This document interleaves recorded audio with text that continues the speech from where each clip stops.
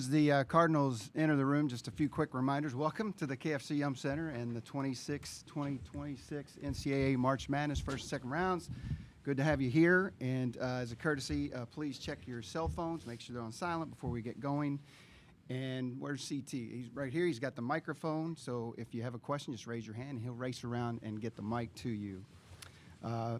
When you do have a question, provide your name and media affiliation each time you ask during these press conferences today and throughout the weekend. If you're joining on Zoom, please use the raise hand function for questions, and we'll get to those questions in the room here first, and then if time allows, we will take Zoom questions. So, and recording press conferences on cell phones or cameras is prohibited here in the press room. So with that, we welcome the Cardinals in, and we will open the floor to questions.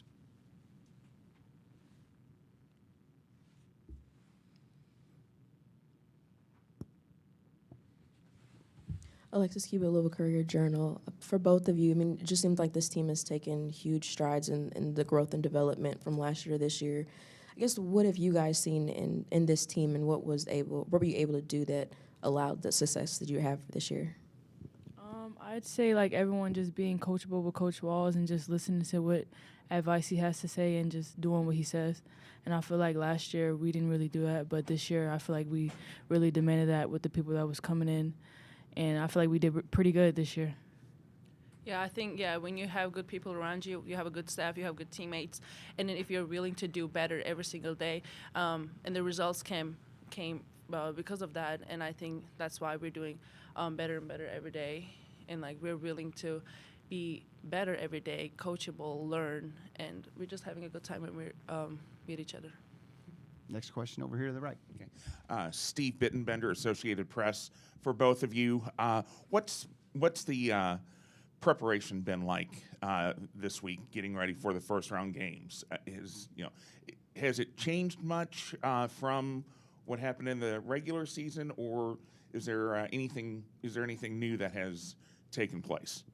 I feel like it's kind of been the same. First couple of days we were focusing on us, and then as the week came, we started focusing on the team that we're about to play now. So I just feel like it's been the same as it's been all year. Yeah, I feel the same. Because we have the mindset same the whole season. I mean, obviously, NCAA is a big tournament, but I feel like Coach Walls has emphasized, like, every single game matters the whole season. So I think, we were doing the same for this tournament.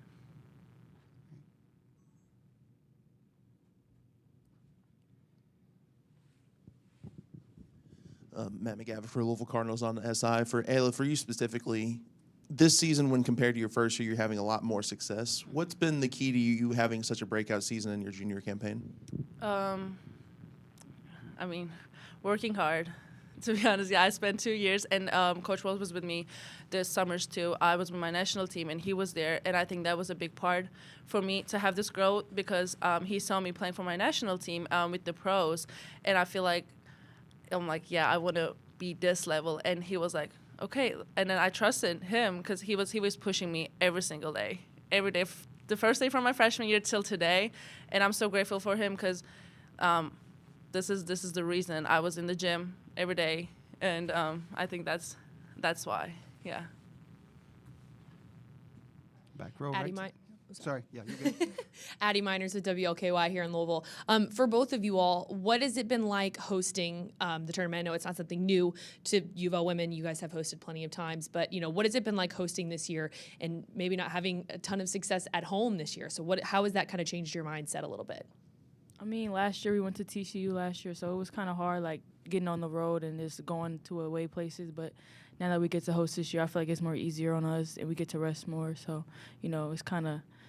it's kind of easy, just getting a couple rests and being relaxed. Yeah, I'm excited to play at home. Our fans, they're amazing, and I cannot wait to play in front of them, and especially in NCAA tournament. And in this season we had a couple losers at home, which was not usual, but it's a new tournament. It's 0-0, so we just let that thing in the past, and now it's a new opportunity. And, like, again, we have the best fans, so I think we are all excited to play in front of them. Okay, back over here. Yeah, follow up there. I was just to follow up to that. I mean, how much of an advantage does that give you all? Obviously, you just said last year you were at TCU. Now you're at home. Like the home crowd advantage, getting to sleep in your own bed, how does that help you all? I feel like it's good. I feel like the fans just being there on our backs and then getting the crowd ready. Like if we score, we got the crowd to lift us up. So I just feel like it feels good. Energy and confidence, because we can feel them like really. So, yeah. All right. Left side here. Alexis Kiewel, Courier Journal. Just kind of going off of that, Jeff said obviously there would be some tweaks that you guys would make to kind of approaching this more as a business trip. With how, things have gone in home games this season, how has that dynamic of, just switching things up and having that mindset really helped you guys so far? Ayla first, please. Ayla? Oh yeah. Again, it's a business trip, and in this season we had losses in here, but again, we try to let that pass. And again, it's a 0-0. We're gonna go one by one. So I think that's what we're focusing on. And we love play at home, so I think we have another chance, and I think we all are excited to use this. Yeah, I agree with her. Just treating it like a kind of more of a away game than like a home game. So I feel like just changing our mindset to that, I think it would be good for us. Back on the right side here. Yeah. It's been 2 weeks now, or almost 2 weeks now, since the ACC championship game. Another close game against Duke. Looking back now, what do you guys feel that you need to work on so that if you're presented with a similar challenge down the road, that you can overcome that challenge? I feel like we just need to control what we can control, and just like when it comes down to the wire, we just be focused and execute what Coach Wallace has drawn up on the board and see what he has to say. And I feel like that's something we kind of been focusing on in practice, is just like listening to what he has to say and just doing it in practice. Yeah, I feel like that's exactly right. To be honest, you said everything. Okay. Anything else in the room? All right.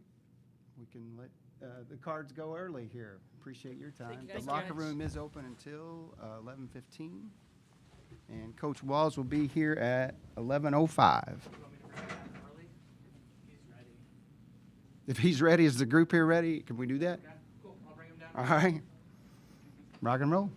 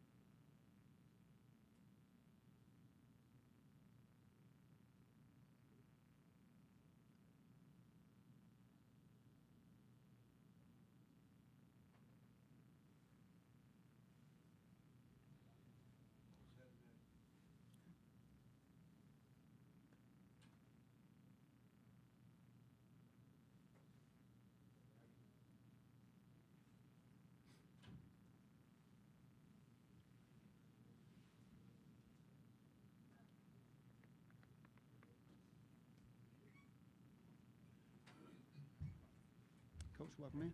Good. Good. Good. All right, we welcome Coach Walls into the press room here. And, Coach, whenever you're ready, just a quick opening statement on Sure. the weekend ahead, and Yeah, then we'll just- ask questions. Want to congratulate the other 3 teams that are here as well. Great seasons by everyone. Want to thank all of you for coming out today, and just really looking forward to an opportunity to host here at home.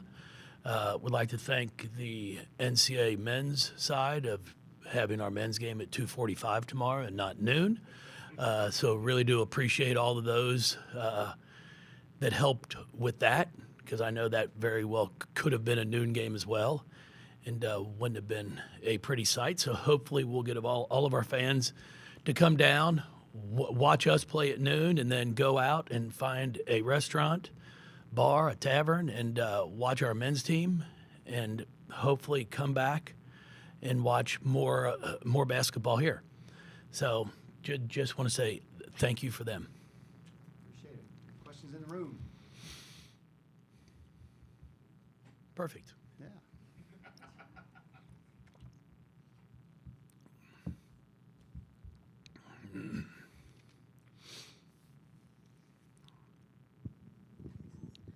Coach Addie Miners with WLKY. I know you've talked plenty about this being a business trip and you guys having a little bit of struggle this year at home. So just talk a little bit about how you're reminding your girls of, block out all of the we're at home type noise, I guess, if you will, if that's your strategy. No, we're not saying that. I mean, we just have made this where we're staying in the hotel. We're going through all of our routines like we would when we're at the ACC tournament. You talk our struggles at home. We lost by 1, 2, 3, and 4, I think. It's not like we've gotten blown out at home. So, but we've got a finish games, and obviously we had that same problem at the ACC finals. Up 4 with a minute to go and had the ball and didn't finish. So, it's more so just making sure we can keep them focused. We know exactly what's going on.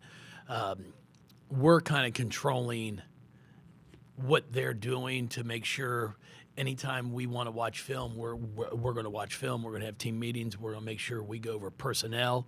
I'm very impressed with Vermont. So we're not going into this looking past anyone. If you're playing here in this tournament right now, you're a good team. So it's a trip that we're making as it's a 2-game tournament. You've got to win the first to get to the second. Matt McGamick, Louisville Cardinals on SI. Jeff, do you have an update on Skylar Jones? Yeah, she will not be participating. She's no longer with the team, so we've just parted ways, and it's best for both parties.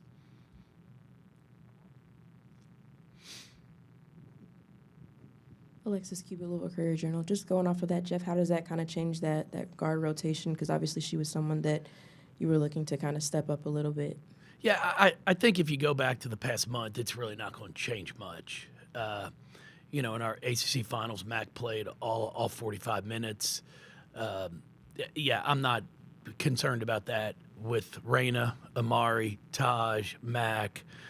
Bender can step in there and play some minutes for us. Laura can move to the 3 if needed. We have plenty of players. I mean, at this time of year, look what Sienna Men did with 5.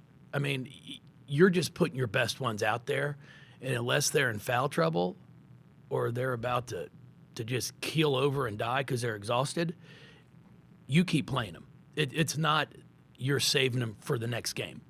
So I've never been one to just sub to sub.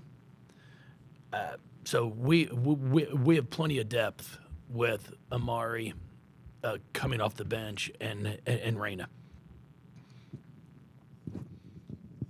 Steve Bittenbender, Associated Press. Jeff, in the men's tournament the last couple of days, there's been a lot of talk about the mid-majors not getting their chance against the higher seed programs.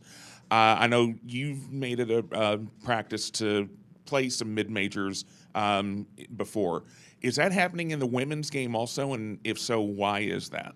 No, I'm not sure about that. I mean, we've always played. I mean, you want to call them mid-majors. I mean, we've always played good basketball team. Ball State's a really good team.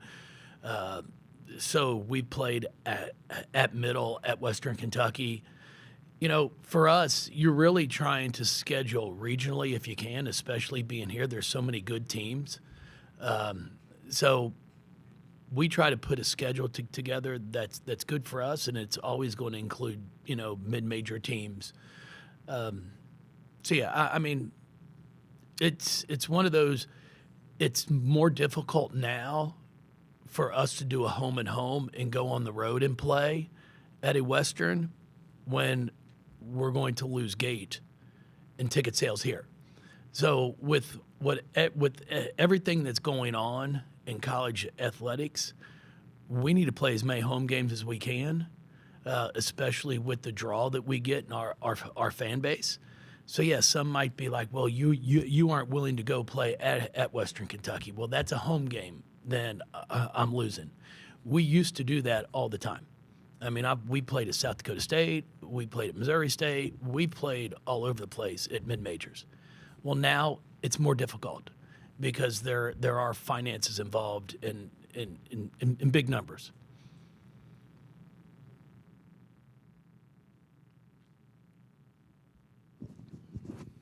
Hey Jeff, Talia Goodman with On3. What's the biggest thing between the Duke game in the ACC Finals and now that you've been kind of trying to instill in your team to get them not just through this one, but further in the tournament as well? Well, there's really nothing. We sat down and watched the game. You know, we watched the end, and we just didn't rebound the basketball, made a poor decision or two going down the stretch. We missed a free throw. I mean, there's a lot of things that took place, but I also try to explain to them at the end of the first quarter, we only had 2 team fouls, and our goal was to, when they got the ball in bounds, foul, to do a take foul, to make him throw the ball, and we didn't, and Ashlyn Jackson throws in a 3 from about 28 feet. Well, that had as big of an impact as the last minute of the game. So that's what we're trying to explain to them. Every minute counts. When you're out here playing now, the first 5 minutes are just as important as the last 5. So it's more so just making sure our focus is on point for all 40 minutes.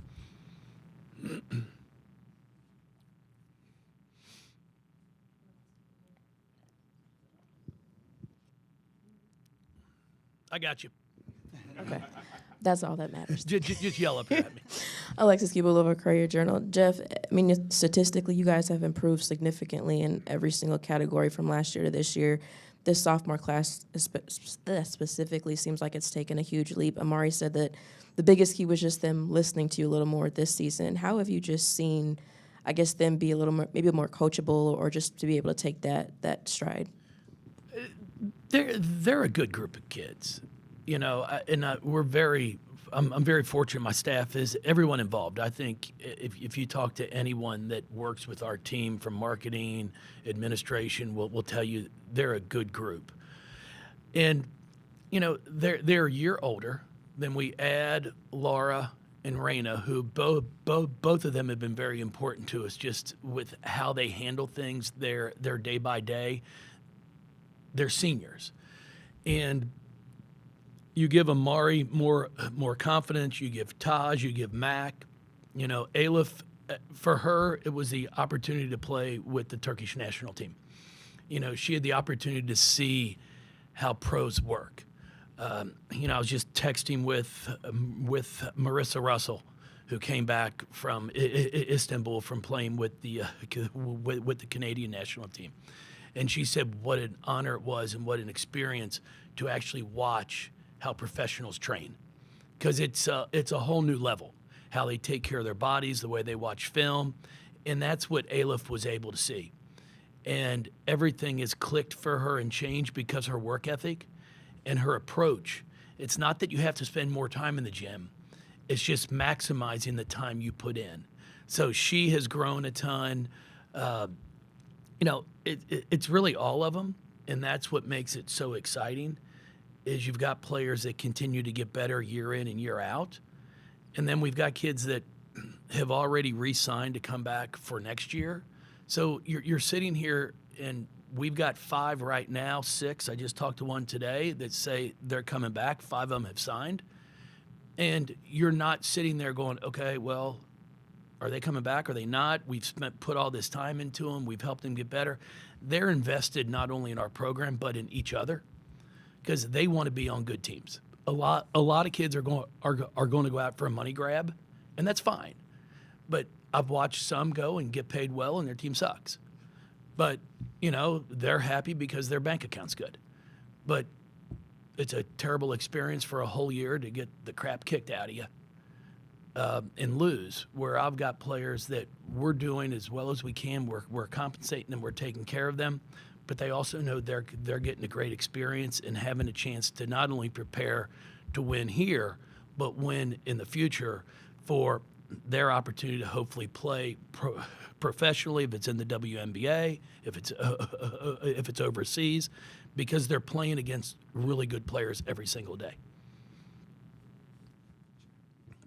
Just to follow up to that, with those players that you've been able to resign, how nice is that to have that out the way so that whenever the season is over, you know exactly what you have, you know what you need to look for in the portal, that sort of thing? Oh, it's great. I mean, because I sat down with one today, and I won't speak who. I mean, not all of them, a lot of them have agents. And what's going on now, it's the same thing in the men's game in football. We're all getting phone calls from kids that are still playing, from the agents, going, hey, she's been told she'll get this amount if she stays. Will you give more? It's just what's going on. That's why I think we're going to wait till April the 7th to open the portal. It's the dumbest shit I've ever heard. Like, let's just do it a week after their season ends. So then you've got schools that are finished. Kids are already telling the media, I'm going in the portal. I'm going in the portal. So it's out there. Just a week after your season ends, then either I'm transferring or I'm not. And then you're not going to get blindsided, which we talk mid-majors. You've got a kid who tells you your season's over right now. You got a kid that says, I'm coming back. And then on April the 9th, they walk in your office and say, hey, I've decided to transfer. And the only reason is because they got a phone call from somebody that said you can get $200,000 from this school. So it's just all about the cash. So your season ends on the 5th. You have until the 12th to go in, because then you're transferring because you're not happy, you want more playing time, or you really are like, hey, I'll take a gamble and see if I can make more. And then you're also, because there are a lot of kids that go into the portal that stay in there. They give up a scholarship because they think they're better than what they are, and then don't get an offer. So, yeah, I mean, it's crazy. Everybody talks about, it's going to make it easier. No, it's not. It's the same thing. Just open it up 7 days after their season ends, but then just say you can't go on campus for a visit until April the 7th, because that's where the hassle's been. When we played in Seattle in the Elite Eight, we get beat. We red-eye flight home. We land at 6 in the morning, and Jada Curry landed at 7:45 from a red-eye for her official visit. So we got off the plane, went straight to the airport, picked her up, and started a visit. So if you just sit there and say you can go into the portal, but you can't go on a visit, makes way more sense for everybody. So all this crap that's going on right now, it's still going to go on, but I don't think it'll be as bad. And then you've got programs that aren't going to be just ripped apart at the last minute because all of a sudden now, okay, I've got 150 for a 2-guard, and now you're pulling them from somebody's team where the kid said, I'm coming back, so that coach was not out looking for a transfer. That's just my 2 cents. But what would I know? Peyton Titus, Courier Journal. Coach, this is the first NCAA tournament with the Coaches Challenge. What's it been like for you as a staff to adjust to using that tool this year, and how impactful do you think it might be over the next few weeks? Well, I think it's been great. I'm not exactly sure what our record is on it, but I think we've done pretty good. I mean, there have been a few times where I'm going to call a timeout anyway because a run might be going on, and I'll just be like, just review that. Who did the ball go out of bounds on? Because sometimes you never know what they're going to see.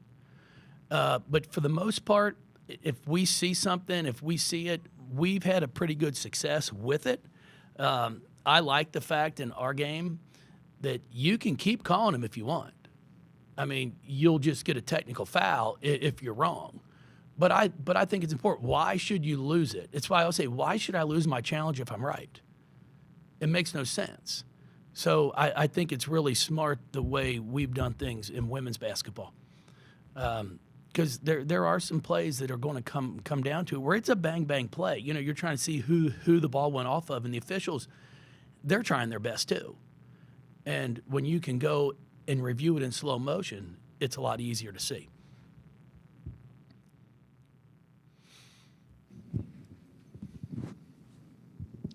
Natalie Heverin with the 9 Sports.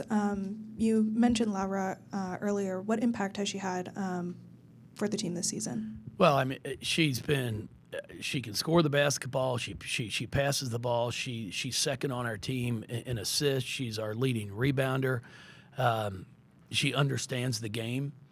She's been a great piece to what we've been able to do.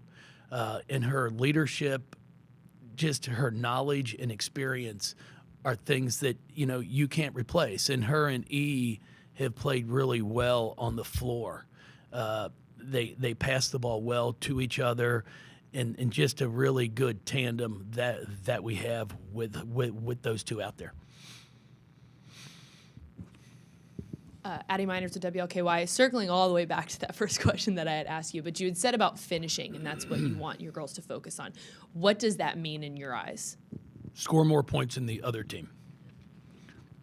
That's our number one goal. We got to be able to, at the end of the day, when you have a lead, you've got to hold the lead. You've got to be able to execute and knock down a shot. You've got to be able to get a shot off. We have had some opportunities where we didn't even get a shot off. Just small things like that. It's, I've said it from day one. We don't have Dana Evans on the floor. We don't have, Shoney, somebody that you just get the ball to and get out of their way, and they're going to get a shot up. They might not make it, but they're getting a shot up on the rim. They're going to cause another defender to have to come help, and then we can crash the glass. So we've worked on a few different things trying to give us a better opportunity to make sure we're getting a shot up. So then when we do, if it doesn't go in, we have a chance to rebound the ball. Steve Bittenbender, Associated Press. Along those lines, Jeff, I remember after the Notre Dame game, you were talking about the lack of movement on offense. Obviously you had a good run in the ACC tournament. Are you happy with where the offense is now, or are you still wanting to see more from them? No, I thought we played really well at the ACC tournament.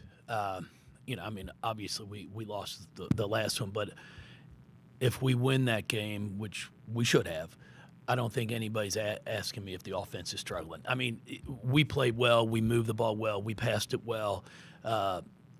We shot it well. Now it's just a matter of making sure we close these games out. And they're all going to be really good games. I mean, I'm expecting a great weekend of basketball here.